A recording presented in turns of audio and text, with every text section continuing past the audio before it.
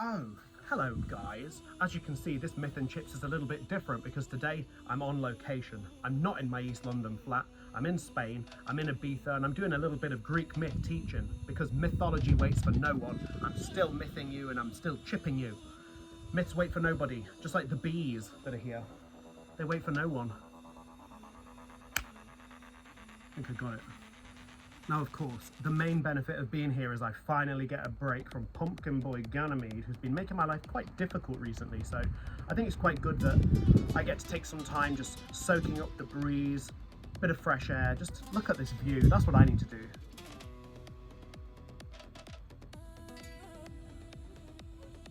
Well, I didn't invite you, you just let yourself in. How did you do it?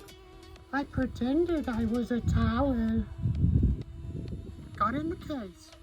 Fair enough, I guess you can help me do this video then, Chico Calabaza. It's not an insult, it's just the Spanish for pumpkin boy. That's all right then. Now, you might think this is just a typical Mediterranean scene. You've got your mountain, you've got the sea, you've got some pool just there. What else have we got? You've got some lemon trees back there, you've got some bees, you've got some donkeys braying in the distance. But if there's one thing that humans cannot resist, it's turning scenery into story. And that's what we're looking at today. Today, I'm going to give you my holiday edition. I'm going to tell you the mythology of the sea, the mountain, some water, some lemons, a donkey, and a bee. Myth and chips? Chips?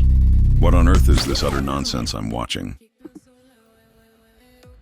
Are you possibly just doing this to show off that you're in a nice place to all the people in the world? Maybe a bit? Maybe? No! You see that mountain? Well, in Nepalese folklore, the stories from Nepal, they used to believe that mountains could fly. Mountains with wings. I know it seems strange to us, but go with us on this interesting story. Now, the belief was that these mountains were playful, they could travel wherever they wished, and they would be causing quite a lot of chaos. I know the idea of a flying mountain may seem weird to us, but just imagine the chaos. You're minding your own business, then suddenly, down comes Everest on your head.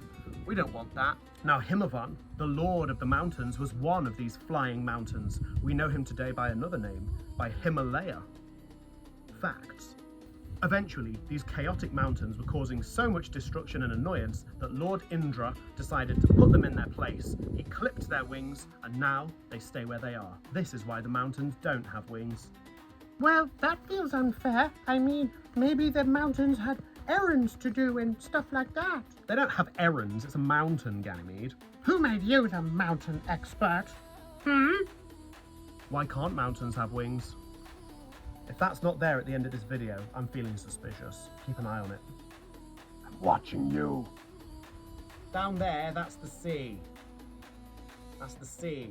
Let's talk about the sea, shall we? We're going to talk about Yemoja. Now, Yemoja is a West African Yoruba folk goddess.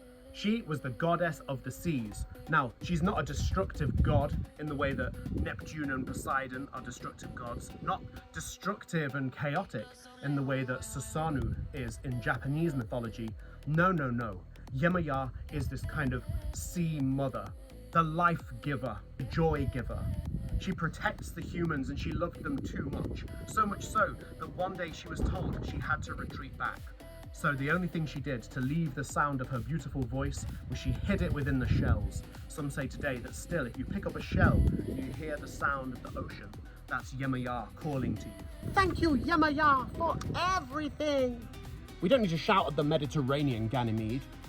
I just like to be polite, unlike you. Especially to bodies of water. Fair enough. Across the world, people have always seen the sea not just as a thing of endings and destruction, but the sea as a place of beginnings and hope. That's a beautiful difference. Still today, in different parts of the world, including the Caribbean and West Africa, people celebrate and worship Yemoja today. Next up, let's talk about this. Pools of water. We're going to talk about Narcissus. Now, Narcissus was a boy who was very much in love with his own appearance. He would spend every day chilling by the waterside, just looking into his own reflection and going, "Oh my God, you're so handsome, I really like you. Don't ever change." That's how I imagined he would speak. Now, there was someone called Echo, a nymph, and she really liked him. Now, in the end, it wasn't a happy ending. Echo was made to seem really silly because all she could do was then say the final things that he said, Annoying, isn't it? And Narcissus, he ended up with a very different curse. Instead of just being able to walk around and occasionally look at himself, he fell in love with his own reflection to such an extent he could never stop looking at it. I imagine it looked something like this.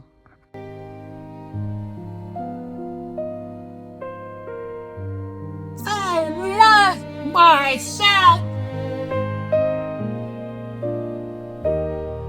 Poor Narcissus ended up wasting away. Eventually the gods took pity and turned him into a flower. You can still sometimes see these flowers peering over the edge of the water today, just like our good friend Ganymede, who's also self-obsessed. Reflection is important, but if you do too much self-reflection, it becomes a problem. It becomes narcissism. I named that after you. North? Not Nars, narcissism.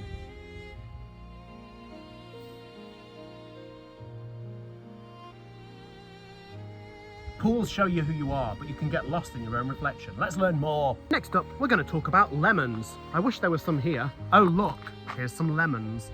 Now, lemons are very important on the island of Ibiza. In many Mediterranean cultures and countries, the lemon is seen as a kind of purifier and a guard against evil. So people would have lemons in their homes, and the lemon is a symbol which kind of guards against this idea of the evil eye. I like it. Let's have one. Come here, lemon! Oh, that's not a good one. I want it. I found a low dangler. Lemon! Now, I know it's awkward and I know you don't like doing stuff like this, but it is actually really helpful when you carry things. What do you think I am? Some sort of hand puppet? Lemons are sharp, vivid, and they wake you up. Humans like that from their stories and they like that from their protections. A little bit of citrus, a little bit of zest to spice up your life. Problem is, wherever you have citrus, you may also have bees. Oh, it's windy. In Greek myths, there are bees, and there is someone called Aristaeus who is, we can think of him as the god or the guardian of the bees.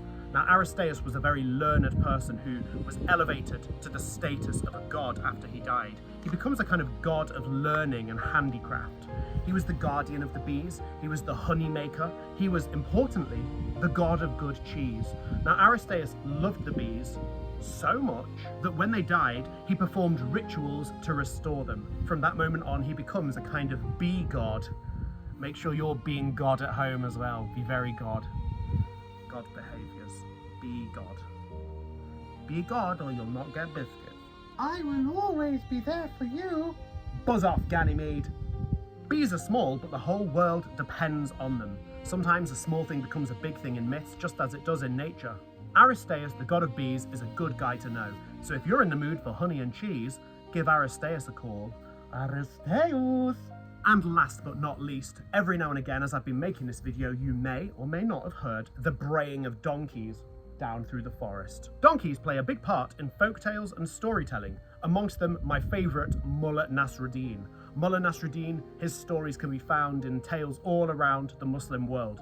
His stories are often known as the stories of the wise fool. And the most famous of all is about him coming into the town riding backwards on a donkey. When the children run up to him and say, "Old man, why are you riding backwards on a donkey?" He says, "Oh, I'm going the right way. The donkey's going the wrong way." These are the tales of a wise fool. They're stupid, but they're intelligent. They're foolish, and they're wise. Sometimes it's good to be both. Ignore the hand thing I'm doing and do not say those numbers. Do not. Perspective is everything. Let's go ride a donkey. Ganymede, this is dangerous. Come on!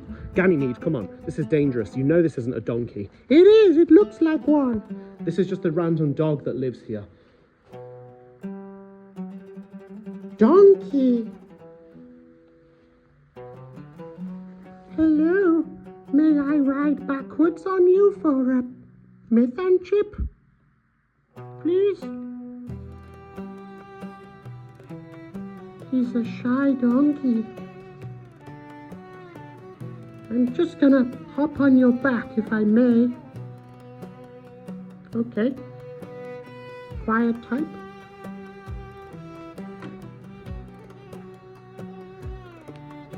I'm genuinely scared he may eat me.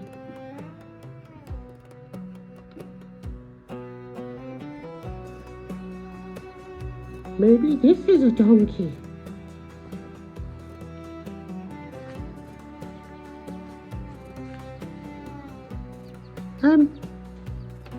Excuse me. Excuse me. Are you,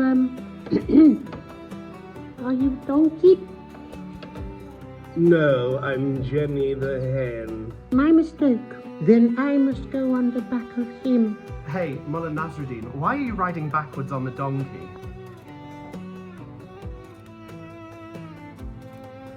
The real joke there would have been, hey, Mulla Nasreddin, why are you riding backwards on the donkey? And then Mulla Nasreddin would say something like, because looking into the past is more important than looking into the future. It's wise, it's foolish, and that's what he's all about. Wisdom and foolishness. We need a bit of both. So guys, there we have it, the most tropical edition of Myth and Chips yet. We've got mountain tales, we've got seas that are mothers, we've got pools full of narcissists, we've got lemon trees that protect against evil, we've got an old man riding backwards on a donkey, and we've also got some bees. What a delightful day. I found a bee. Rescue the bee.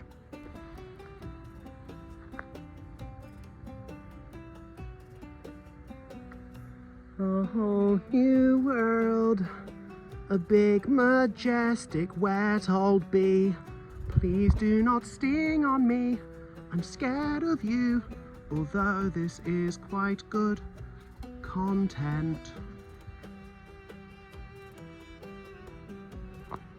This is my prayer to Aristaeus. Anything you wish to say, bee? I'd like to say maybe you should start being more kind to Ganymede. He's a wonderful guy. He's a great accomplice to you. You need to learn to appreciate what you have, and now I must leave. Ta-ra.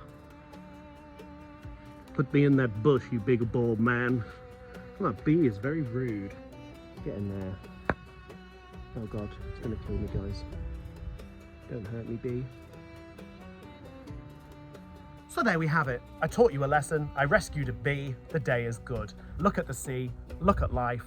Have a great day. See you back in grey old England. Me old man's a dustman. Where's a dustman's hat?